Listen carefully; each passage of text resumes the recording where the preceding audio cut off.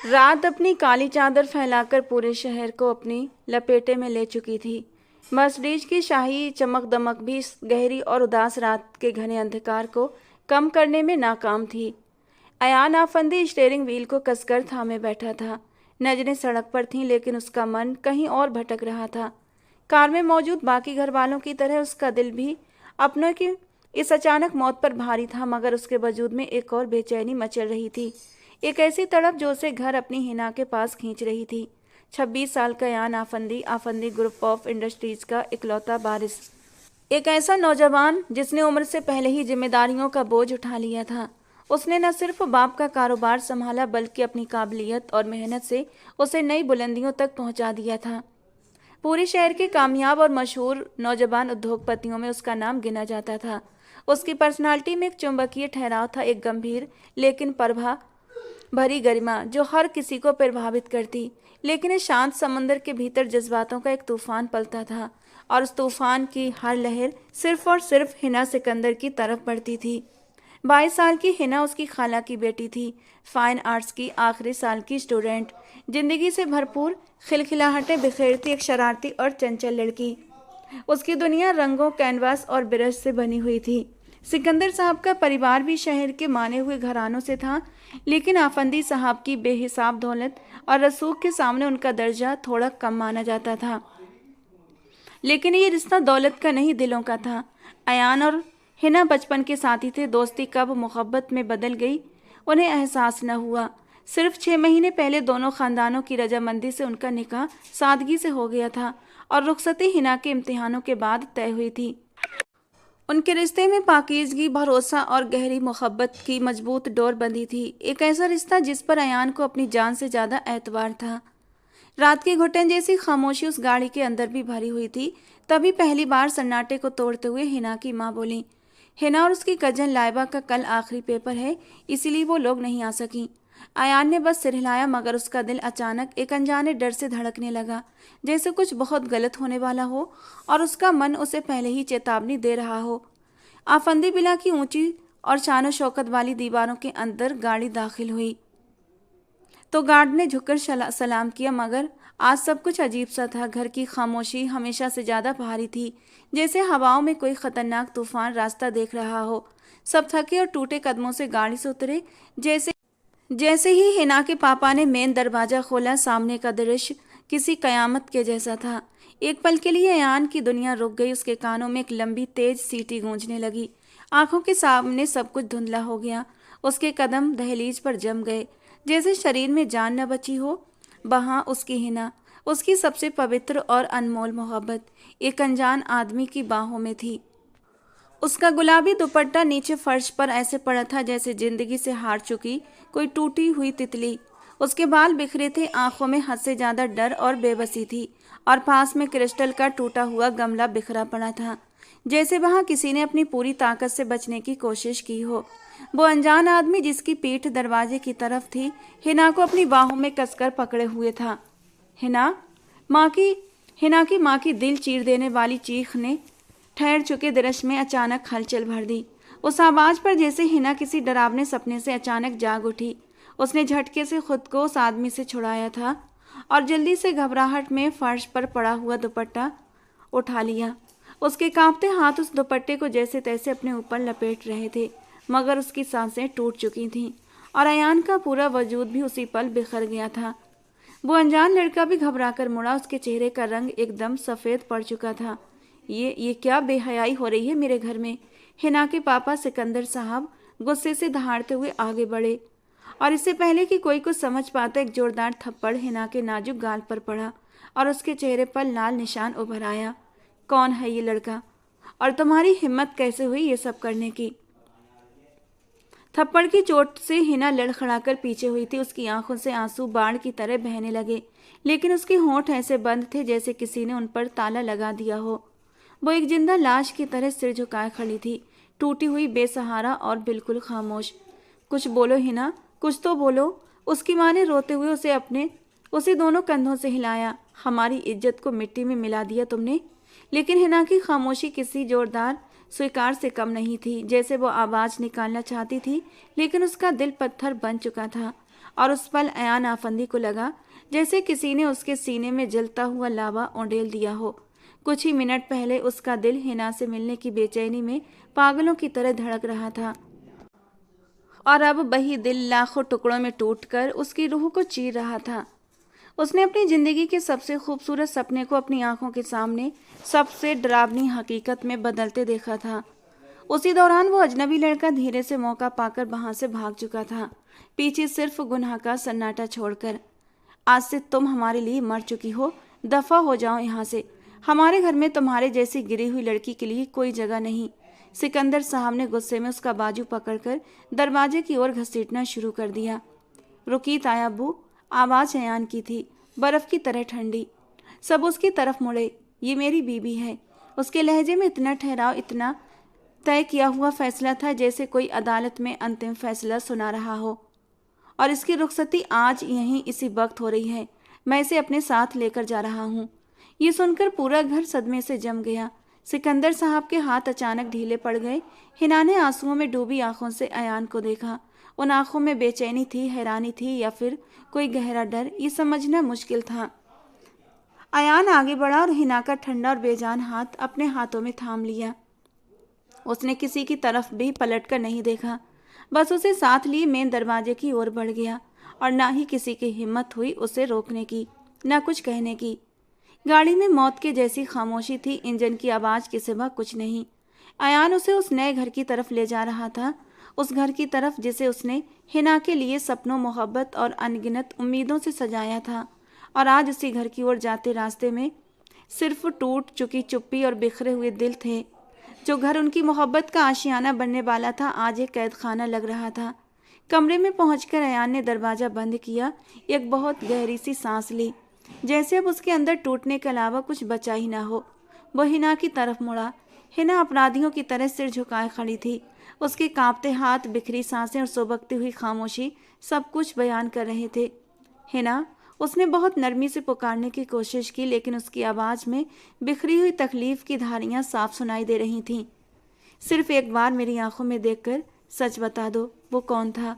वहाँ क्या हो रहा था? उसके शब्दों में गुस्सा नहीं था, एक टूटे हुए इंसान की विनती थी जो अपने बचे हुए भरोसे को बचाना चाहता था। मुझे सब कुछ बता दो, मैं तुम पर गुस्सा नहीं करूँगा, मैं तुम्हारा साथ दूंगा, चाहे सच कितना भी डरावना क्यों ना हो। बस मुझसे मत छुपाओ। ये खामोशी, तुम्हारी ये खामोशी मुझे अंदर से मार रही है। वो उसके पास आया और उसके हाथ को पकड़ने की कोशिश की, इस उम्मीद में कि शायद उसका स्पर्श हिना की बंद आवाज़ को आज़ाद कर दे। लेकिन हिना ने झटके से अपना हाथ पीछे खींच लिया। पहली बार उसने नजरें उठाकर अयान की बुझती हुई, जलती हुई आंखों में सीधे देखा था। उसकी अपनी आंखों में दर्द था, मजबूरी थी और एक अजीब सी जिद थी, जैसे वो सब कुछ कहना चाहती थी लेकिन खुद को रोक रही थी। अगर आपको मुझ पर जरा सा भी भरोसा है, उसकी आवाज़ टूटी, तो खुदा के लिए मुझसे कोई सवाल मत कीजिए। ये शब्द नहीं थे, ये अयान की रूह पर लगने वाला आखिरी और सबसे गहरा वार था। उसी पल उसके दिल में बचा हुआ आखिरी सहारा भी बिखर गया। उस एक वाक्य ने उनके बीच ऐसी ऊंची दीवार खड़ी कर दी जिसमें मोहब्बत के लिए जगह नहीं थी, सिर्फ शक, डर और दूरी थी। उनकी नई जिंदगी उसी घर में शुरू हुई जहाँ प्यार तो मौजूद था लेकिन भरोसा मर चुका था। अयान बिना कुछ कहे अलमारी के पास गया, एक तकिया और चादर निकाली और कमरे से लगे हुए लॉन्ज में रखे सोफे पर जाकर लेट गया। उसने एक शब्द भी नहीं कहा था, लेकिन उसकी खामोशी और उसका ये कदम हजारों शब्दों से ज़्यादा दर्दनाक था। ये एक साफ वार्निंग थी, जिस बिस्तर पर हिना हो उस पर अब उसके लिए कोई जगह नहीं। हिना उस रात बिस्तर पर बेजान मूर्ति की तरह बैठी रही, पूरे शरीर में सिहरन लिए, आंखों में अनगिनत आंसू लिए और दिल में वही सवाल जो कहने की इजाज़त उसने खुद ने नहीं दी थी। वो हर आंसू के साथ अपना अतीत याद कर रही थी, वो खूबसूरत अतीत जब अयान आफंदी उसकी हर इच्छा, हर बात का कितना मान रखता था। अयान, देखिए ना, हमारे कमरे की दीवारें हल्के आसमानी रंग की होंगी और पर्दे सफ़ेद, जिन पर आसमानी फूल बने होंगे। जब सुबह सूरज की किरणें उसे छनकर आएंगी तो पूरा कमरा चमक उठेगा। हिना ने अपनी ड्राइंग बुक पर बने खाके पर उंगली फिराते हुए मासूमियत से कहा था। दोनों अपने नए घर की तैयारी और सजावट की काम में लगे हुए थे। अयान ने मुस्कुराते हुए उसके बालों में उलझी लट को कान के पीछे सहेजते हुए नरमी से कहा था, और उस दीवार पर तुम्हारी बनाई हुई सबसे खूबसूरत पेंटिंग लगेगी, ताकि जब मैं सुबह जागूं तो मेरी नज़र सबसे पहले तुम्हारे फन पर पड़े। हिना ने शर्म से नज़रें झुका लीं। आपको मेरी पेंटिंग्स इतनी पसंद हैं? मुझे तुमसे जुड़ी हर चीज़ से मोहब्बत है हिना। उस वक्त दिल में जितनी खुशियां समाई थीं, आज उसी कमरे की दीवारें उसे काटने को दौड़ रही थीं। वही सफ़ेद पर्दे आज कफन की तरह लग रहे थे, और जिस दीवार पर उसकी सबसे खूबसूरत पेंटिंग लगनी थी, आज वहाँ पर एक बदनुमा दाग था, बदनामी का दाग, बदगुमानी का दाग। सुबह हुई तो दोनों के बीच एक अनजानी सी दीवार पहले से भी ऊंची हो गई थी। हिना ने नाश्ता तैयार किया, मगर अयान आफंदी ने मेज की तरफ देखा तक नहीं। बिना एक शब्द कहे चुपचाप ऑफिस चला गया। और फिर ये एक दिन की बात नहीं रही, ये रोज का रूटीन बन गया। दिन हफ्तों में, हफ्ते महीनों में बदलते गए। वो दोनों एक ही छत के नीचे रहते थे, मगर उनके बीच दूरियां मीलों से भी आगे निकल चुकी थीं। अयान आफंदी खुद को काम में गर्क कर देता, देर से घर आता और अक्सर लॉन्ज में ही सो जाता। उनका हंसना, मुस्कुराना, हिना से छेड़छाड़ करना सब अतीत बन चुका था। उसकी जगह एक ठंडे दिल वाला, बेरहम, बेपरवाह इंसान हो चुका था, जो हिना को देखकर भी अनदेखा कर देता। दूसरी ओर हिना का हाल भी अच्छा न था। वो अंदर से टूट चुकी थी, लेकिन टूटने की आवाज़ सुनने वाला कोई नहीं था। उसकी शौकी, उसके ठहाके, उसकी हंसी, सब कुछ उसे एक रात ने निगल लिया था। वो हर चीज़ का ख्याल रखती, पूरी तरह एक घरेलू औरत की तरह सारे काम करती, लेकिन उसकी अपनी रूह जैसे मर चुकी थी। उसके रंग, उसके ब्रश और कैनवस एक कोने में धूल फांक रहे थे। जो लड़की रंगों से खेलती थी, अब खुद एक बेरंग साया बन चुकी थी। वो अयान को उस रात की सच्चाई बताना चाहती थी, क्योंकि उस राज को उसने अपने दिल में दफन किया था, तो उसका दिल भी अब फटने को था। लेकिन चाहकर भी वो अपने होंठ खोल नहीं पाती थी। उसका दिल मचलता था अयान के सीने से लगकर रोने के लिए। उसे एक कंधा चाहिए था, लेकिन वो कंधा, वो सीना अब हिना के नसीब में कहाँ। वो तो उस पर एक नज़र डालना भी गवारा नहीं करता था। वो उसे अपने साथ ले तो आया था, अपनी बीवी कहकर, सबके सामने इज्जत भी दी थी, लेकिन अब बंद कमरे में वो उसे बिल्कुल लापरवाह हो गया था।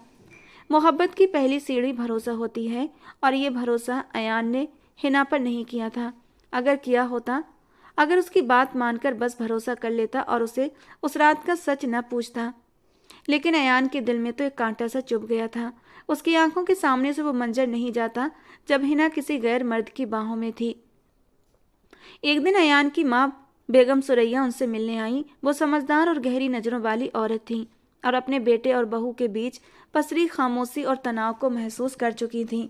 घर में पसरा मातम सा माहौल, और हिना के बुझे चेहरे को देखकर उनका दिल कसक उठा। हिना बेटी, ये क्या हाल बना रखा है तुमने अपना? उन्होंने हिना को पास बिठाकर बड़े प्यार से पूछा। तुम तो अयान की जान हो, फिर ये दूरियां कैसी तुम दोनों के बीच? हिना की आंखें कुछ भी कहे बिना छलक पड़ी। वो क्या बताती, कौन सा जख्म दिखाती, कौन सी बात समझाती? सुरैया बेगम ने उसे सीने से लगा लिया। देखो बेटी, मर्दों को लुभाना पड़ता है। तुम इतनी खूबसूरत हो, जरा सजो संवरा करो, अच्छे कपड़े पहनो।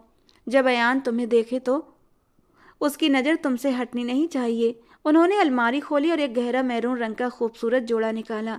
ये अयान का पसंदीदा रंग है ना, कल तुम यही पहनना। देखना, वो तुमसे बात किए बिना नहीं रह पाएगा। माँ जैसी सास के हुक्म के आगे हिना मना न कर सकी। दिल में तूफान था, मन मान नहीं रहा था, लेकिन शायद यही आखिरी कोशिश थी। अगले दिन उसने वही मैरून जोड़ा पहना, हल्का सा मेकअप भी किया था, बालों को संवारा और अयान का इंतजार करने लगी। उसका दिल जोर जोर से धड़क रहा था कि शायद आज बर्फ पिघल जाए, शायद आज अयान उसे एक मीठा सा कोई शब्द बोल दे, शायद आज सब कुछ पहले जैसा हो जाए, और आज वो उसके बिखरे हुए वजूद को अपनी बाहों में समेट ले, उसके माथे पर अपने होंठ रखते हुए कहे, हिना, मैं भी तुम्हारे बिना अधूरा हूँ, बहुत तड़पा हूँ तुम्हारे बगैर, लेकिन अब इस तड़प को और इस बेचैनी को ख़त्म करके इस दिल को सुकून देना चाहता हूँ। और वो भी उसके सीने से लगकर सब कुछ भूलकर अपना आप उसके हवाले कर दे। रात को जब अयान घर आया, लॉन्ज में उसे देखा तो एक पल के लिए ठिठक गया। उसने हिना को सिर से पांव तक बड़ी ही ठंडी और बेरहम निगाहों से देखा था, जबकि हिना ने पूरी उम्मीद के साथ उसकी ओर देखा। मगर अयान के होठों पर तारीफ की जगह एक तंज भरी मुस्कान उभर आई। वह, बड़ी तैयारियां हैं आज, कहीं जाने का इरादा है क्या? उसका लहजा इतना काटदार था कि हिना का पूरा वजूद भीतर तक चीर गया। या फिर कोई आने वाला है, जिसका इंतजार इतना सज धज कर रही हो। ये आखिरी जुमला जहरीले तीर की तरह हिना के दिल में धंस गया। उसकी आंखों में जो उम्मीद की हल्की सी चमक थी पल भर में बुझ गई। उसका खूबसूरत चेहरा आंसुओं से भीग गया। अयान के जहरीले अल्फाज हिना के सीने में कांच की किरचियों की तरह चुभे थे। हर शब्द उसकी सांस रोक रहा था। उसने सिर्फ एक शिकवा भरी नजर अयान पर डाली और वो भागकर कमरे में आ गई, लेकिन आंसू इस बार भी उसके साथ नहीं थे। जैसे अब रोने का भी हक छिन गया हो। वो आईने के सामने खड़ी रही और अपना ही अक्स नजरें झुकाकर देखती रही। एक ऐसा अक्स जिसे वो खुद भी पहचान नहीं पा रही थी। ये वो हिना तो नहीं थी जो जिंदगी से भरी और खिलखिलाती थी। ये तो एक जिंदा लाश थी, एक ऐसा पुतला जिसकी रूह बहुत पहले उड़ चुकी थी और जिस्म बस आदत के सहारे चल रहा था। उस रात के बाद उनके बीच की खामोशी और गहरी और भी पत्थर जैसी अटल हो गई थी, जैसे दोनों के बीच कभी कोई रिश्ता था ही नहीं। आंसू पोंछते हुए वो ड्रेसिंग रूम में गई और एक सादा सा जोड़ा निकालकर पहन लिया। अनजाने ही उसे अयान का इंतजार था कि शायद उसके आंसू देखकर उसका मन पिघल जाए और वो उसके पीछे उसे मनाने चला आए, लेकिन उस रात अयान कमरे में नहीं आया।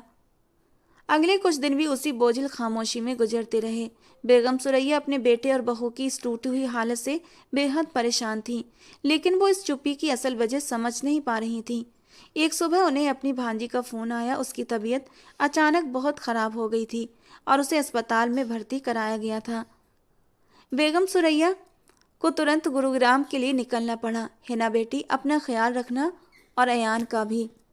जाते समय उन्होंने हिना के सिर पर स्नेह से हाथ फेरा और जानबूझकर उसके हाथ में काले रंग का बेहद खूबसूरत सा जोड़ा थमा दिया। इसे पहनना आज शाम। अयान को तुम पर काला रंग बहुत अच्छा लगता है। मेरी खातिर एक बार और कोशिश करना बेटा, शायद अल्लाह तुम्हारे दिलों के फासले मिटा दे। और हिना मना नहीं कर पाई। वो पिछली बातों को भूली नहीं थी, जख्म अब भी ताजा थे। फिर भी उसने सास की बात मान ली। अब घर में वो और सिर्फ अयान अकेले थे, सिर्फ दो लोग, लेकिन दिलों के बीच जैसे सदियां खड़ी थीं। शाम को उसने एक फर्ज की तरह वो काली साड़ी पहन ली। वो बेहिसाब खूबसूरत लग रही थी, लेकिन उसकी आंखें सूनी थीं, वीरान, जैसे उनमें कोई रोशनी बची ही ना हो। रात को जब अयान ऑफिस से लौटा और उसे काली साड़ी में देखा तो उसके कदम दरवाजे पर ही रुक गए। एक पल के लिए उसकी सांसें बेकाबू हुईं। कितने अरसे के बाद उसने हिना को इस तरह सजे हुए रूप में देखा था। एक पल को उसका दिल चाहा कि सब कुछ पुराना दर्द भुलाकर आगे बढ़े, उसे सीने से लगा ले, उससे कहे कि अब भी वो उसकी जान है। उसकी गोरी सफ़ेद गर्दन से थोड़े नीचे काला सा तिल जो आज और भी जाहिर हो रहा था, जिसे अपने होठों से छूने के लिए अयान का मन पहले भी कई बार बेकरार हुआ था, लेकिन हिना उसके इरादों को भांपते ही उसे पीछे धक्का दे देती और खिलखिलाकर कहती, इसे छूने का हक सिर्फ विदाई के बाद आपको मिलेगा। इससे पहले आप मेरे इस दिल को छू नहीं सकते। और अयान दिल महसूस कर रह जाता। और आज तो उसकी विदाई भी हो चुकी थी। उसकी बीवी के रूप में वो उसके सामने भी खड़ी थी। आज उसका मन किया कि वो आगे बढ़कर अपने होंठ उस काले तिल पर रख दे, उसे महसूस करे, उसे अपनी बाहों में दबोच ले, उसके कानों में सरगोशी करे कि आज सिर्फ इस तिल को नहीं, तुम्हारे वजूद के हर हिस्से को मैं अपने होंठों से छूना चाहता हूँ। इस बेचैन दिल को सुकून देना चाहता हूँ। लेकिन उसी पल उसके दिमाग में फिर वही रात घूम गई जब हिना हर बात से बेपरवाह दुपट्टे से आज़ाद उस मर्द की बाहों में थी। अयान के निकाह में होने के बावजूद भी वो अयान को अपने इतने करीब कभी नहीं आने देती थी। और वो मर्द, वो भला उसका कौन था कि वो उसकी बाहों में खड़ी थी? क्या उस मर्द ने उसके वजूद को अपने होठों से नहीं छुआ होगा? ये ख्याल ही अयान की जान निकालने के लिए काफ़ी था। वही शक, वही तड़प और वही जहर। और उसकी आंखों में फिर से वही ठंडापन लौट आया। मम्मा कहाँ हैं? उसने आवाज़ को पूरी तरह सपाट रखते हुए पूछा। खाला की बेटी की तबीयत खराब थी, इसीलिए गुरुग्राम गई हैं, हिना ने धीमे टूटे स्वर में जवाब दिया। और अयान के होंठों पर एक कड़वी चुभती हुई मुस्कान उभरी। ओह, तो मम्मा घर पर नहीं है, तभी आज इतनी तैयारियां की गई हैं। हमारी तन्हाई का जश्न मनाने का बेहतरीन मौका है ना? ये शब्द किसी हथौड़े की आखिरी चोट की तरह थे, लेकिन इस बार हिना के चेहरे पर न टूटकर बिखरने वाली चीख थी और न आंसू थे। वो बिल्कुल खामोश और एकदम से निर्विकार खड़ी रही, जैसे दिल अब महसूस करने की क्षमता खो चुका हो। वो एक अजीब सी शांति, घुटन भरी खामोशी के साथ उठी और बिना उसकी तरफ देखे कमरे में चली गई। उस रात तन्हाई और खामोशी दोनों ने उसे फिर से चीर दिया, लेकिन इस बार वो रोई नहीं, क्योंकि अब दर्द भी थक चुका था। अयान आफंदी हिना के इस अचानक और अजीब से बर्ताव पर स्तब्ध रह गया। कुछ देर के बाद वो खाने के लिए कमरे से बाहर आया तो डाइनिंग टेबल पर बैठी हिना को देखकर उसका दिल जोर से धड़ककर रुक गया। वो अब उस दिलकश काली साड़ी में नहीं थी, बल्कि एक सादा, फीका और लगभग रंगहीन ऑफ वाइट कुर्ते में थी। मानो किसी का मातम मना रही हो, मानो उसकी अपनी रूह पर काली चादर का रंग चढ़ चुका हो। अयान आफंदी के भीतर गुस्से की आग अचानक भड़क उठी। ये सब क्या है? उसकी आवाज में हैरानी नहीं, बल्कि ऐसा गुस्सा था जो यकीन से परे था। पहले दुल्हनों की तरह सजती हो और अब ऐसे बैठी हो जैसे विधवा हो गई हो। आखिर खेल क्या खेल रही हो मेरे साथ? हिना ने कोई जवाब नहीं दिया। वो बिल्कुल शांत रही और उसी खामोशी के साथ उठकर जाने लगी। मेरे साथ बैठकर खाना खाओ, अयान आफंदी ने हुक्म दिया। मुझे भूख नहीं, हिना ने नजर उठाए बिना धीमे से कहा। बस ये 2 शब्द अयान आफंदी के भीतर जमा हुआ हर जहर, हर दर्द, हर लावा बाहर निकलने के लिए काफी थे। वो गुस्से में अपनी जगह पर जोर से पीछे कुर्सी धकेलकर खड़ा हुआ। कुर्सी के फर्श पर घिसटने की तेज आवाज ने पूरे हॉल में एक भयावह गूंज पैदा कर दी। उसकी आंखें लाल हो रही थीं, सांसें भारी, और वो तूफान की तरह कदम बढ़ाते हुए हिना के पीछे उसके कमरे की ओर चल पड़ा। आज या तो सब कुछ खत्म हो जाना था या फिर कोई फैसला हो जाना था, किसी भी कीमत पर। अयान आफंदी गुस्से से जलते हुए कमरे में दाखिल हुआ और दरवाजा जोर की आवाज से बंद कर दिया। आवाज इतनी तेज थी कि हिना सहमकर पलट गई। बहुत हो गया तुम्हारा ये ड्रामा, वो गुस्से से दहाड़ा। तुम मुझे अपना पति समझती भी हो या नहीं? या आज भी उसी आदमी से मोहब्बत करती हो जिसकी बाहों में उस रात खड़ी थी? तुम मुझसे नफरत करती हो ना, इसलिए मुझे इस तरह तड़पा रही हो, मुझे सजा दे रही हो ताकि मैं उसी दर्द में जलता रहूं। महीनों से उसके सीने में दबी हुई हर चोट, हर जलन, हर शक आज चीख बनकर बाहर आ गया। ये सब सुनकर हिना के सब्र का बांध आखिरकार टूट गया। आज उसकी खामोशी टूट गई। उसकी आंखों से आंसू बहने लगे और वो फट पड़ी, जैसे बरसों का जमा दर्द बाहर निकलने के लिए रास्ता खोज रहा हो। नफरत? वो चीखी। मैंने अपनी पूरी जिंदगी आपसे मोहब्बत की है और आप मुझे नफरत का इल्जाम देते हैं? मोहब्बत की बात करते हैं आप? ये कैसी मोहब्बत है आपकी जिसमें भरोसा नाम की एक चीज भी नहीं? हिना की आवाज कांप रही थी। आपके लिए वो एक रात मेरी पूरी जिंदगी की मोहब्बत से ज्यादा अहम हो गई। आपकी मोहब्बत इतनी कमजोर थी कि एक शक ने उसे टुकड़े टुकड़े कर दिया। वो रोते हुए बोलती चली गई। अगर आप सच में मुझसे प्यार करते तो मुझ पर यकीन करते, उस रात के बारे में पूछने के बजाय मेरी खामोशी पर भरोसा करते। लेकिन नहीं, आपने तो मुझे पहले ही लम्हे में गुनहगार मान लिया। उसके हर शब्द हथौड़े की तरह अयान आफंदी के दिल पर गिर रहे थे। पहली बार उसके गुस्से और तकलीफ के पार उसे हिना का दर्द दिखाई दिया। उसकी सच्ची मोहब्बत, उसकी बेबसी, उसके आंसू, सब कुछ अयान आफंदी के दिल को पिघला गए।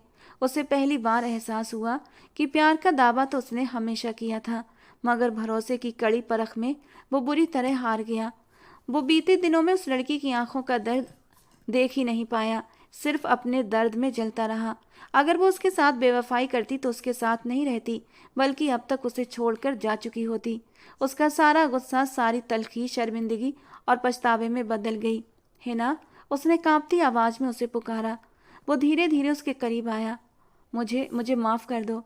मैं अपने दर्द में इतना अंधा हो गया था कि तुम्हारी तकलीफ को महसूस ही नहीं कर पाया। वो आगे बढ़ा और हिना को अपनी बाहों में खींच लिया। महीनों के बाद उस संगत को महसूस करते ही हिना की सिसकियां तेज हो गईं। वो उसके सीने से लिपटकर फूट फूट कर रो पड़ी, जैसे महीनों से जमा जहर बह गया हो। अयान भी उसे कसकर पकड़े उसके बाल सहलाता रहा। मैं बहुत बुरा इंसान हूँ हिना, मैंने तुम्हें बहुत दर्द दिया है। बस एक मौका दे दो, मैं सब ठीक कर दूंगा।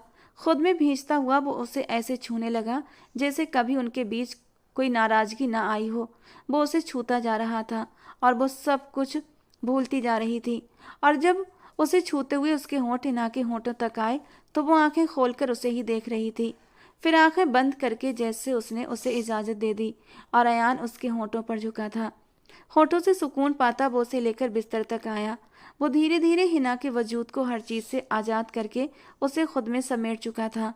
उसने हिना से उस रात के बारे में दोबारा नहीं पूछा था कि उस रात आखिर क्या हुआ था, और और हिना के दिल में भी अब सुकून उतर गया था। वो अपनी पुरानी जिंदगी को भूलकर अयान के साथ आगे जिंदगी में बढ़ना चाहती थी। उस रात उनके बीच जमी बर्फ पिघल गई। उन्होंने उस मनहूस रात का जिक्र नहीं किया, लेकिन अपनी सारी तन्हाई और सारे जख्म एक दूसरे से बांट लिए। अगले कुछ दिन उनकी जिंदगी में बहार बनकर आए। अयान आफंदी पूरी तरह बदल चुका था। अब वो समय पर घर आता, उसके साथ वक्त बिताता, उसकी छोटी छोटी बातों का ख्याल रखता। हिना भी धीरे धीरे अपने पुराने रूप में लौटने लगी थी। उसके चेहरे पर फिर से मुस्कान खिलने लगी थी। ऐसा लग रहा था जैसे उनकी जिंदगी की गाड़ी फिर से पटरी पर आ गई हो, मगर शायद किस्मत को तो कुछ और ही मंजूर था। एक दोपहर जब दोनों साथ बैठे हंस रहे थे, तभी हिना का फोन बजा। दूसरी तरफ उसकी माँ की घबराई हुई आवाज़ थी।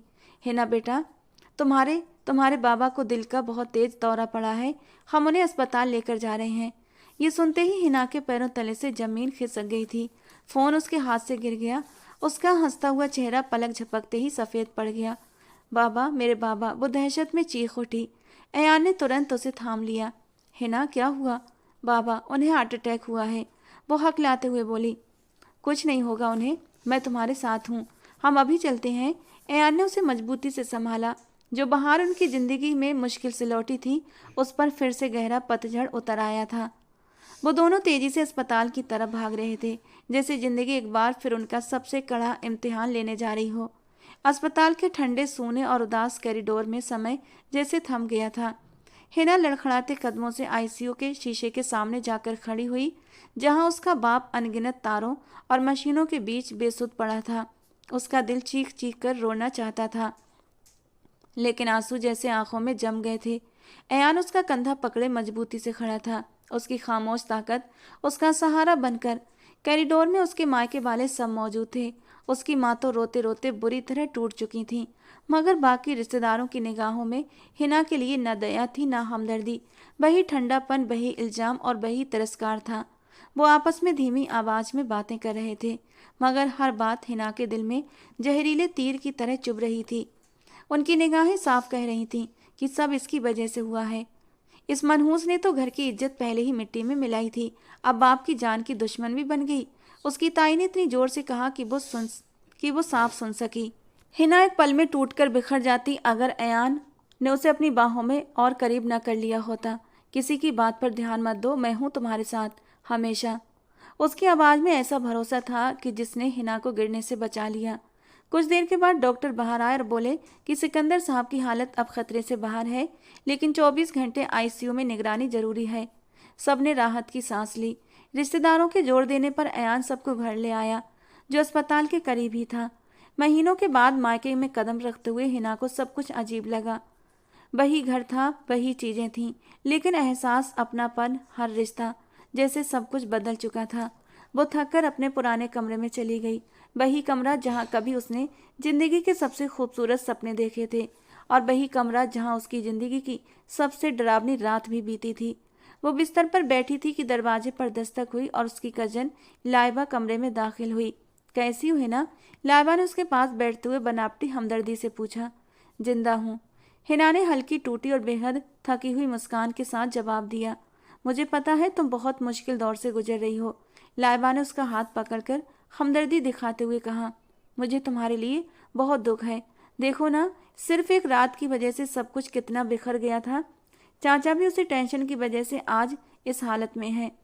लाइबा के लहजे में हमदर्दी से ज्यादा जहर था, और हिना के दिल ने उसे तुरंत पकड़ लिया। वो गहरी सांस लेकर बोली, कहना क्या चाहती हो लाइबा? लाइबा का चेहरा पल भर में बदल गया। हमदर्दी का नकाब उतर गया और उसकी असली मंशा सामने आ गई। मैं ये कहना चाहती हूँ कि अब तुम्हें मेरी मदद करनी पड़ेगी। मेरे मम्मी पापा मेरी शादी जबरदस्ती लंदन वाले कजन से करवाना चाहते हैं, और ये मैं शादी हरगिज नहीं करूँगी। मैं किसी और से प्यार करती हूँ। हिना ने हैरत से उसे देखा। इस वक्त तुम्हें अपनी शादी की पड़ी है? मेरे पापा हॉस्पिटल में हैं और तुम? इसीलिए तो कह रही हूँ। लाइबा ने उसकी बात काटते हुए झंझलाहट से कहा। तुम अपने पापा से बात करो, वो तुम्हारी बात कभी नहीं टालते। उनसे कहो कि वो मेरी शादी मेरी पसंद से करवाएं। बस तुम मेरा ये काम कर दो और मैं तुम्हारा वो राज हमेशा अपने सीने में दफन रखूंगी। हिना का दिल कांप उठा। राज? किस राज की बात कर रही हो तुम? लाइबा के होठों पर एक खतरनाक मुस्कान उभरी। वही राज जो उस रात तुम्हारे कमरे में हुआ था। सोचो अगर सबको पता चल गया कि तुमने अपने पति की कसम की वजह से अब तक सच्चाई छुपाई हुई है तो क्या होगा। ये खुली धमकी थी। हिना का चेहरा पल भर में सफेद पड़ गया। उसकी आवाज कांप उठी। तुम मुझे ब्लैकमेल कर रही हो? लाइबा ने कंधे उचकाए और पूरी बेशर्मी से बोली, मैं तो बस अपनी मोहब्बत के लिए लड़ रही हूँ जैसे तुम लड़ रही हो। फैसला अब तुम्हारे हाथ में है हिना। ठीक उसी समय अयान अपनी माँ सुरैया बेगम के साथ कमरे की ओर आ रहा था। सुरैया बेगम खबर सुनते ही वहां से सीधे आ गई थीं। वो हिना को दिलासा देना चाहती थीं। जैसे ही वो दरवाजे के पास पहुंची उन्हें लाइबा की तीखी आवाज़ सुनाई दी। अब अयान आफंदी तुम्हारी तरफ हो गया तो तुम खुद को बहुत सुरक्षित समझ रही हो ना, है ना? लेकिन ये मत भूलना कि उस रात का असली सच सिर्फ मैं जानती हूँ। अगर मैंने जुबान खोल दी ना तो तुम्हारा ये नया बना बनाया भरोसा एक पल में मिट्टी में मिल जाएगा। ये शब्द सुनकर अयान आफंदी और सुरैया बेगम के कदम वहीं रुक गए। उन्होंने एक दूसरे की ओर देखा। सुरैया बेगम की आंखों में पुरानी बदगुमानी फिर से जिंदा हो गई और अयान आफंदी के चेहरे पर जो सुकून और मोहब्बत थी उस पर एक बार फिर शक और बेचैनी के बादल घिर गए। उसके दिल में सिर्फ एक सवाल था, कौन सा सच? आखिर वो कौन सा सच है जो हिना आज भी उससे छुपा रही है? लाइबा की ये धमकी, अगर मैंने जुबान खोल दी तो तुम्हारा भरोसा एक पल में खाक में मिल जाएगा। दहलीज पर खड़े अयान आफंदी के दिमाग में बार बार गूंजने लगी। उसे लगा जैसे वक्त अचानक थम गया हो। उसने अपनी माँ के चेहरे पर उभरते शक और इल्जाम को महसूस किया और उसका दिल जोर से धड़कने लगा। जिस भरोसे की बुनियाद उसने और हिना ने बड़ी मुश्किल से फिर से खड़ी की थी, उसे एक ही पल में गहरी चोट पहुंची थी। इससे पहले कि कमरे में मौजूद लाइबा या हिना को उनकी मौजूदगी का पता चलता, अयान आफंदी ने समझदारी से अपनी माँ का हाथ थामा और उन्हें चुपचाप पीछे हटने का इशारा किया। वो इस वक्त इस घर में कोई नया तूफान बिल्कुल भी नहीं चाहता था। जबकि उसका ससुर अस्पताल में जिंदगी और मौत के बीच संघर्ष कर रहा था। दोनों चुपचाप लॉन्ज में आकर बैठ गए, लेकिन उनके बीच की खामोशी बहुत तेज शोर कर रही थी। कुछ देर के बाद सुरैया बेगम ने सावधानी से कहा, अयान, तुमने सुना ना? उस लड़की हिना के कुछ ऐसे राज हैं जो उसकी कजन जानती है। एक शरीफ औरत के ऐसे कौन से राज होते हैं कि कोई उसे ब्लैकमेल कर सके? मोहब्बत में आंखें बंद मत करो बेटा, कुछ तो बहुत गलत है। पहले मैं भी हिना को मासूम समझती थी, लेकिन अब नहीं। मुझे लगता है कि वो बहुत कुछ तुमसे छुपा रही है जो तुम्हें जानना जरूरी है। मम्मा प्लीज, अभी वक्त ठीक नहीं है, अयान आफंदी ने बेहद थके और टूटे हुए लहजे में कहा, लेकिन उसकी अपनी आवाज भी उसके यकीन की गवाही नहीं दे रही थी। उसके दिमाग में उथल पुथल थी। एक तरफ हिना के आंसू, उसकी दर्द भरी सच्चाई, उसका टूटा हुआ दिल, और दूसरी तरफ लाइबा की ये जहरीली धमकी। आखिर वो कौन सी बात थी, वो कौन सा सच था जिसे बताने से हिना इतना डरी हुई थी? कुछ देर के बाद जब हिना कमरे से बाहर आई, उसका चेहरा आंसुओं से भीगा हुआ था, थका हुआ और बिल्कुल पीला पड़ चुका था। उसने लॉन्ज में बैठे अयान आफंदी और अपनी सास को देखा। सुरैया बेगम ने तुरंत उससे नजरें फेर लीं और अयान आफंदी की आंखों में वो गर्माहट, वो भरोसा, वो सुरक्षित होने का एहसास नहीं था जो कुछ घंटे पहले अस्पताल में था। उसकी नजरें सवालों से भरी थी और हिना की सांस रुक गई, जैसे किसी ने उसके दिल को मुट्ठी में जकड़ लिया हो। उसकी मुस्कान भी बिल्कुल खोखली थी। सब ठीक है? अयान आफंदी ने पूछा, मगर उसके लहजे की ठंडक और दूरी हिना के दिल में सीधे उतर गई। जी, वो सिर्फ इतना कह पाई। वो समझ चुकी थी फिर कुछ से बदल गया है। जिस भरोसे को पकड़कर वो खुद को संभाले हुए थी, वही सहारा एक बार फिर नीचे खिसकने लगा था। वो फिर से अकेली पड़ चुकी थी। अगले दिन अयान आफंदी अस्पताल में बिल और बाकी औपचारिकताएं पूरी कर रहा था कि उसकी नज़र कॉरिडोर के आखिर में खड़े एक बेचैन घबराए हुए लड़के पर पड़ी। वो हर 2 सेकंड में आईसीयू की तरफ देख रहा था, मानो किसी खबर का इंतजार कर रहा हो। अयान आफंदी के कदम जमीन से चिपक गए। ये वही लड़का था, वही चेहरा, वही शख्स जिसने उस रात उनकी जिंदगी में जहर घोल दिया था, वही जिसे उसने अपनी पत्नी की बाहों में देखा था। आंखें सुलग उठीं, सांसें भारी हो गईं। उसके कदम उस लड़के की ओर बढ़ने लगे। दिमाग में बस एक ही तूफान, ये यहाँ क्यों है? किसके लिए आया है? क्या ये हिना के लिए आया है? तुम यहाँ क्या कर रहे हो? अयान आफंदी की ठंडी धमकी भरी आवाज़ सुनकर उस लड़के जैन की रूह तक कांप गई। मैं बस सिर्फ खैरियत पूछने आया था, उसने हकलाते हुए कहा। किसकी खैरियत? अयान आफंदी ने एक एक शब्द चबाते हुए कहा। यहाँ तुम्हारा कौन है? जैन ने कांपती सांस रोककर हिम्मत जुटाई। मेरा यहाँ होना जरूरी है। क्यों जरूरी है? एयान आफंदी का लहजा इतना सख्त हो चुका था कि हवा तक जम जाए। उनकी बस यही कमी रह गई थी कि उसका कॉलर पकड़कर सारा सच उगलवा ले। उसी पल एक तीर सी चुभती तेज और घबराई हुई स्त्री आवाज सुनाई दी। जैन, तुम यहाँ क्या कर रहे हो? मैंने कहा था ना यहाँ मत आना। अयान आफंदी ने आवाज की ओर मुड़कर देखा और उसका पूरा वजूद सन रह गया। वो लाइबा थी जो भागती हुई उसी तरफ आ रही थी, झल्लाई हुई, डरी हुई, और उसकी नजरें सिर्फ जैन पर जमी थीं। उसने अयान आफंदी को नहीं देखा था। अयान आफंदी पथराए हुए अंदाज में खड़ा था। निगाह कभी जैन पर तो कभी लाइबा के घबराए चेहरे पर जाती। सवालों की चोटें बिजली की तरह गिर रही थीं। लाइबा जैन को जानती थी, उनका आपस में रिश्ता है। तो उस रात हिना के कमरे में दिमाग जैसे भंवर में घिर गया। कहानी की डोर जो महीनों से उलझी थी अचानक एक दूसरे से जुड़ने लगी, मगर जो तस्वीर बन रही थी वो पहले से कहीं ज्यादा दर्दनाक थी। लाइबा का यूं घबराकर जैन के लिए भागना सिर्फ एक ही बात साबित कर रहा था कि उनका गहरा रिश्ता है। तो फिर उस रात हिना के कमरे में जो अयान ने देखा उसका मतलब पूरी तरह अलग था। आवाज खुद ब खुद होंठों से निकली। या खुदा, ये मैंने क्या कर दिया? पश्चाताप ने उसे अंदर तक चीर दिया। उसने हिना पर शक किया, महीनों तक उसे रुलाया, उसे टूटने पर मजबूर किया। सिर्फ एक अधूरी तस्वीर, एक गलत फहमी, एक न देखे गए सच की वजह से वो एकदम से हार गया और खुद से नजरें मिलाने के लायक नहीं बचा। वो अपनी हिना से कितनी बड़ी आपराधिक भूल कर चुका था। वो रात जिसका लाइबा जिक्र कर रही थी यकीनन उसी रिश्ते को छुपाने के लिए था। अयान आफंदी का दिल किया कि अभी इसी पल उड़कर हिना के पास पहुंच जाए, उसके कदमों में गिरकर हर सख्त लहजे, हर ठंडी नजरों, हर गलत इल्जाम की माफ़ी मांग ले। उसे बता दे कि अब उसे किसी सच्चाई की ज़रूरत नहीं है। उसे अपनी बीवी पर पूरा भरोसा है, पूरा यकीन है और हमेशा रहेगा। वो भारी कदमों से घर की ओर चल पड़ा। उसके ससुर अब खतरे से बाहर थे और उन्हें प्राइवेट रूम में शिफ्ट कर दिया गया।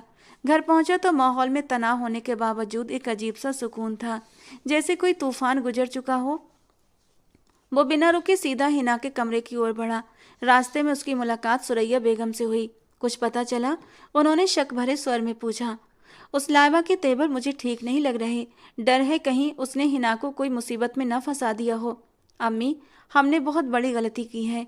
अयान आफंदी की आवाज़ टूटी हुई थी। और सबसे बड़ी गलती मैंने की है। मुझे हिना से बात करनी है। वो बस इतना कहकर आगे बढ़ ही रहा था कि हिना के कमरे से ऊंची ऊंची आवाज़ें सुनाई देने लगीं। दोनों आवाज़ें जानी पहचानी सी थीं, लाइबा और हिना। वो दोनों बहस कर रही थीं, जबरदस्त झगड़ा कर रही थीं। अयान अफंदी का दिल धक से हुआ। वो खौफ जिसे वो मिटाना चाहता था, शायद उसी ने दरवाजे के पीछे फिर से एक नया तूफान खड़ा कर दिया था। एक अनजाने डर के तहत अयान आफंदी और सुरैया बेगम दरवाजे के बिल्कुल पास आ गए, जो थोड़ा सा खुला हुआ था। इस बार उन्होंने तय कर लिया था, सच जानकर ही रहेंगे। तुम्हें मेरी मदद करनी होगी हिना, अंदर से लाइबा की आवाज़ सुनाई दी। अयान भाई ने जैन को अस्पताल में देख लिया है, सब खत्म हो जाएगा। तुम्हें अब्बू को मेरी शादी के लिए राजी करना ही होगा। मैं ऐसा कुछ नहीं करूंगी लाइबा। हिना की आवाज़ में इस बार एक बेहद मजबूत कठोरता थी। तुम्हारी वजह से मैंने अपनी इज्जत, अपना सुकून, अपने पति का भरोसा तक खो दिया है। मेरे बाबा आज इस हालत में तुम्हारी हरकतों की वजह से हैं। मैंने तुम्हारा राज बहुत समय तक छुपाया, अब और नहीं। तुम वादे से मुकर नहीं सकती हिना, लाइबा धमकी के साथ चिल्लाई। तुमने अयान भाई की जान की कसम खाई थी। हाँ, खाई थी। हिना की आवाज़ दर्द से फटी। और वो कसम मेरे लिए जहन्नम बन गई है। अगर उस रात तुमने मेरे गले मेरे पति की जिंदगी की कसम का खंजर न रखा होता तो मैं उसी पल सबको सच बता देती। मैंने तुम्हारे गुनाह को छुपाने के लिए अपनी खुशियों की कुर्बानी दी, मगर अब बस, आज मैं सबको बता दूंगी उस रात क्या हुआ था। हिम्मत भी मत करना, लाइबा चीखी। मैं सबको बता दूंगी कि तुम शादी से पहले, इससे पहले कि वो अपनी बात पूरी करती, हिना दहाड़ उठी। कह देना जो कहना है, लेकिन सच ये है कि उस रात तुमने जैन को मेरे कमरे की खिड़की से अंदर बुलाया था, क्योंकि मेरा कमरा नीचे था।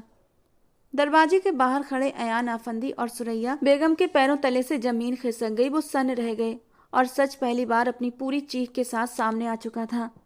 जब मैंने तुम्हें मना किया तो तुम मेरे सामने रोईं, गिड़गिड़ाईं। जब वो अंदर आ गया और मैंने ताया अब्बू को फ़ोन करने की धमकी दी कि तभी बाहर गाड़ियों की आवाज़ आ गई। तुम डर के मारे साथ वाले स्टोर रूम में छिप गई थी और मुझसे मेरे पति की जिंदगी की कसम ले ली कि मैं कुछ नहीं बोलूंगी। और जैन, वो जानबूझकर मेरे करीब आया था। मैं पीछे हटी तो मेरा पाँव उलझा और मेरा दुपट्टा कालीन पर गिर गया। उसने मुझे गिरने से बचाने के बहाने मुझे अपनी बाहों में भर लिया। ये सब एक जाल था, एक पूरा ड्रामा जो तुम दोनों ने मिलकर रचा था, ताकि अगर पकड़े जाओ तो पूरा इल्जाम मुझ पर आए। दरवाजे के बाहर खड़े अयान आफंदी और सुरैया बेगम पर जैसे एक बिजली सी गिरी थी। सच्चाई इतनी भयानक, इतनी तकलीफदेह होगी, उन्होंने कभी सोचा भी नहीं था। अयान का पूरा वजूद कांप रहा था। उसकी आंखों के सामने हिना का महीनों का दर्द, उसकी खामोश सिसकियां, उसकी विनती करती नजरों की छवि घूम गई। उसकी अपनी बेरहमी, उसके ताने, उसका शक, सब कुछ उसे अंदर ही अंदर चीर कर रख रहा था। सुरैया बेगम की आंखों में पछतावे के आंसू बहने लगे। अयान आफंदी का हाथ अचानक ही मुट्ठी बनकर जकड़ गया। उसके चेहरे पर ऐसी तकलीफ, ऐसा गुस्सा और ऐसी खुद से नफरत थी जिसे शब्दों में बयान करना नामुमकिन था। उसने एक झटके से दरवाजे को इतनी जोर से धक्का दिया कि वो दीवार से टकराकर जोर से हिल गया। अंदर मौजूद हिना और लाइबा दहशत के मारे ठिठक गईं।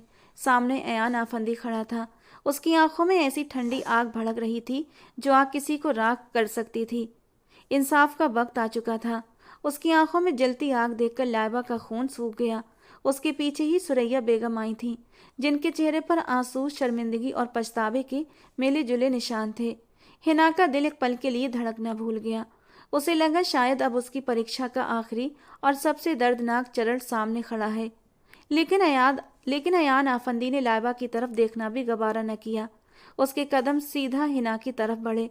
वो उसके बिल्कुल सामने आकर रुका और उसकी आंखों में देखा, जिनमें महीनों का दर्द, अकेलापन और टूट चुकी उम्मीदें बंद थीं। अयान आफंदी को अपनी आंखें पश्चाताप से भीगती नजर आईं।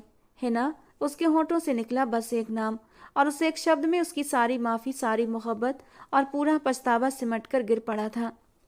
इसके बाद वो बिजली की तेजी से लाइबा की ओर पलटा, जो अब तक दीवार के साथ सहमी खड़ी थी। अयान आफंदी का लहजा बर्फ की तरह ठंडा था। जो कुछ तुमने अभी हिना से कहा, वो सब दोबारा दोहराओ, एक एक शब्द। सब सच बताओ जो तुम महीनों से छुपाए हुए हो। लाइबा की सिट्टी पिट्टी गुम हो गई। उसने जब देखा कि खेल खत्म हो चुका है तो उसने अब अपना आखिरी पत्ता फेंका था। वो रोते हुए बोली, अयान भाई, ये झूठ बोल रही है, ये आप सबको भड़का रही है, मैंने कुछ नहीं किया। चुप। ये सुरैया बेगम की दहाड़ थी। इससे पहले कि कोई कुछ समझ पाता वो आगे बढ़ी और पूरी ताकत के साथ एक थप्पड़ लाइबा के चेहरे पर जड़ दिया। बस करो ये घिनौना खेल। सब कुछ हमने अपने कानों से सुना है। इतनी गिरी हुई हो तुम कि अपनी बहन जैसी कजन की जिंदगी नर्क बना दी, सिर्फ अपने गुनाह को छुपाने के लिए।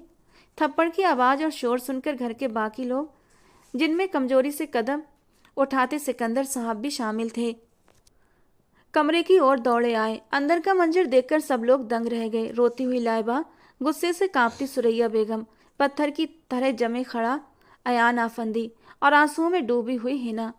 ये सब क्या हो रहा है? लाइबा के पापा यानी हिना के ताया अब्बू ने गरजती आवाज में पूछा। इस बार अयान आफंदी ने बोलना शुरू किया। उसने बिना किसी लाग लपेट के वो सब कुछ बयान कर दिया जो उसने और उसकी माँ ने सुना था। लाइबा की मक्कारी, उसकी ब्लैकमेलिंग, जैन को घर बुलाने की साजिश और फिर हिना को कसम देकर चुप कराने की पूरी दर्दनाक कहानी। उसके हर शब्द में सच्चाई का जहर था और आग भी। जैसे जैसे सच सामने आ रहा था, चेहरों के रंग उखड़ते जा रहे थे। ताया और ताई का सर शर्म से झुक गया। वो अपनी बेटी को अविश्वास और हैरत के साथ देख रहे थे, जिसको वो आज तक मासूम समझते आए थे। हिना के माँ बाप अपने दिल में घुट रहे थे। अपनी बेटी की खामोश तकलीफ और कुर्बानी जानकर उनके दिल के टुकड़े टुकड़े हो रहे थे। क्या ये सब सच है लाइबा? ताया अब्बू ने कांपती और टूटती आवाज में पूछा। लाइबा ने रोते हुए सर धीरे से हाँ में हिला दिया और उसका ये इकरार सबके लिए सबसे बड़ा फैसला बन गया। ताया अब्बू, जो अपनी इज्जत और उसूलों पर कभी समझौता नहीं करते थे, उन्होंने सिर्फ एक पल लगाया था और उनका फैसला उनकी आंखों की ठंडक और आवाज के तूफान से साफ पढ़ा जा सकता था। वे लाइबा की तरफ बढ़े और सख्त लहजे में बोले, तुमने सिर्फ हिना का नहीं, पूरे खानदान का सर शर्म से झुका दिया है और तुम्हारी सजा ये है कि तुम्हारी शादी वहीं होगी जहां मैंने तय की है, और इसी हफ्ते होगी। तुम्हारी पसंद, तुम्हारे सपने, तुम्हारी जिद, आज से सब खत्म। यही तुम्हारे गुनाहों का कफारा है।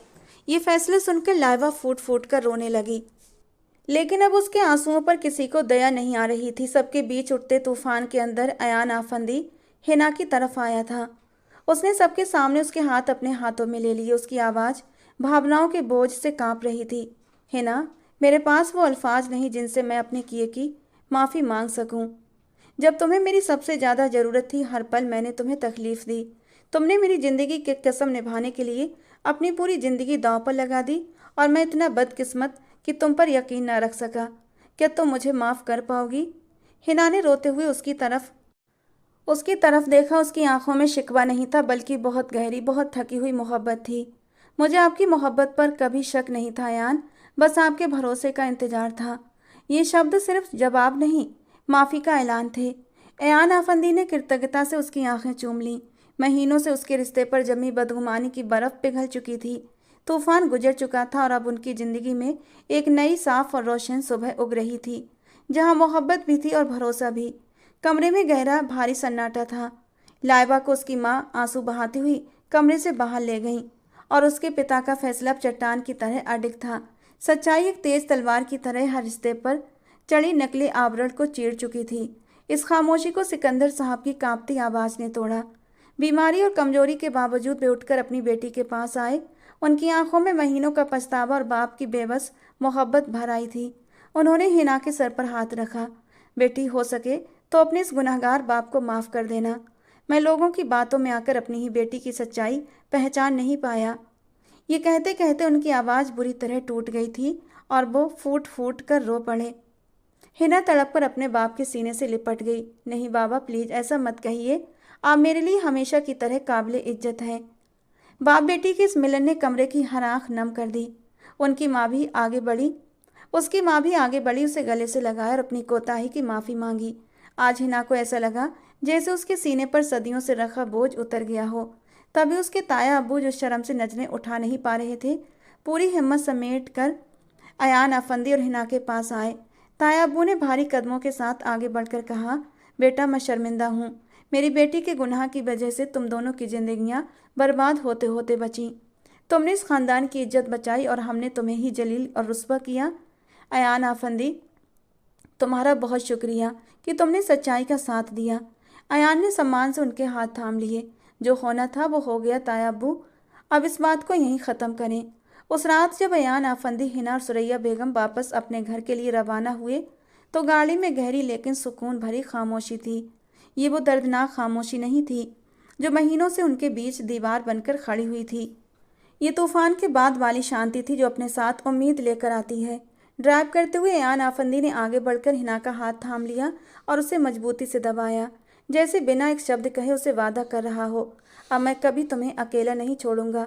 घर में दाखिल होते ही आज पहली बार हिना को यह घर अपना लगा। वही खूबसूरत आशियाना था जिसके उसने सपने देखे थे, ना कि वो कैद खाना जहाँ उसने पिछले महीनों में हर सांस आंसुओं के साथ ली थी। जैसे भी अंदर आए, सुरैया बेगम सीधे हिना के पास आईं। उन्होंने उसका चेहरा दोनों हाथों में थाम लिया और उसके माथे को चूम लिया। मैं भी तुम्हारी गुनहगार हूँ बेटी। मैंने अपनी आंखों पर बदगुमानी की पट्टी बांध रखी थी। मुझे माफ़ कर दो। तुमने जिस सब्र और हिम्मत से इस घर को टूटने से बचाया, उसके बाद तुम इस घर की सिर्फ बहू नहीं, मेरी बेटी हो, इस घर की असली वारिस। ये कहते हुए उनकी आंखों से पछतावे के आंसू बहे थे। हिना ने रोते हुए उन्हें गले लगा लिया और आज सास बहू का रिश्ता पिघल कर माँ बेटी के पाक रिश्ते में बदल गया। जब सुरैया बेगम अपने कमरे में चली गईं तो अयान आफंदी और हिना अपने कमरे में अकेले रह गए। वही कमरा जो पहले उनकी मोहब्बत का गवाह था और फिर नफरत और बदगुमानी का। आज महीनों के बाद पहली बार वो दोनों इस कमरे में हर शक, हर जख्म, हर दर्द से आज़ाद थे। अयान ने हिना को अपने सामने बिठाया और दोनों हाथों से उसके हाथ थाम लिए। उसकी आंखों में बेहिसाब प्यार और गहरी शर्मिंदगी थी। उसकी आवाज़ टूट रही थी, हिना, मैं जानता हूँ माफ़ी शब्द उस दर्द के सामने बहुत छोटा है जो मैंने तुम्हें दिया। मैं हर रोज़ तुम्हें देखता था, तुम्हारा बुझा हुआ चेहरा, तुम्हारी वीरान आंखें, और फिर भी मैं अपनी जिद और शक को तुमसे ऊपर रखता रहा। कहते हुए उसकी आंखों में आंसू भर आए। मैं तुमसे माफ़ी नहीं बल्कि एक और मौका मांग रहा हूँ, सिर्फ इतना कि मैं तुम्हारे हर जख्म को भर सकूँ। क्या तुम मुझे फिर से अपना बनने दोगी? हिना की आंखों से आंसू बह रहे थे, लेकिन इन आंसुओं में दर्द कम और मोहब्बत ज़्यादा थी। मेरा दिल चाहता है कि मैं सब कुछ भुलाकर तुम्हें अपनी बाहों में भर लूं, लेकिन जैसे उस रात का मंजर मेरी आंखों के सामने आता था, मेरे भीतर का दरिंदा जाग जाता था। मेरा प्यार मेरे शक से हार जाता था। मैंने तुम्हारे साथ बहुत जुल्म किया है। हिना की आंखों से आंसू बहने लगे। मैं भी हर रोज मरती थी यान। आपकी नफरत से आपकी नफरत से भरी नजरें मेरे वजूद को छलनी कर देती थीं, लेकिन आपकी जिंदगी की कसम मुझे चुप रहने पर मजबूर करती थी। मुझे डर था अगर मैंने सच बता दिया तो लाइबा जैन के साथ मिलकर आपको नुकसान न पहुंचा दे। मैं आपकी नफरत सह सकती थी, लेकिन आपको खोने का ख्याल भी सह नहीं सकती थी। उसका ये इकरार अयान आफंदी के दिल को चीर गया। वो इंसान जिसकी जान की हिफाजत के लिए उसकी बीबी ने अपनी पूरी जिंदगी जहन्नम बना ली, वही महीनों तक उसी इंसान की आंखों में गुनहगार बनी रही। अयान ने झटके से उसे अपने सीने से लगा लिया। आज के बाद हमारी मोहब्बत के बीच कोई शक, कोई बदगुमानी नहीं आएगी, मैं वादा करता हूँ। और उस रात महीनों की तकलीफ, आंसुओं और तन्हाई के बाद उनकी रूहों को एक सुकून पहुंचा गई थी। वे एक दूसरे की बाहों में थे और उनका रिश्ता पहले से कहीं ज़्यादा मजबूत, सच्चा और गहरा हो चुका था।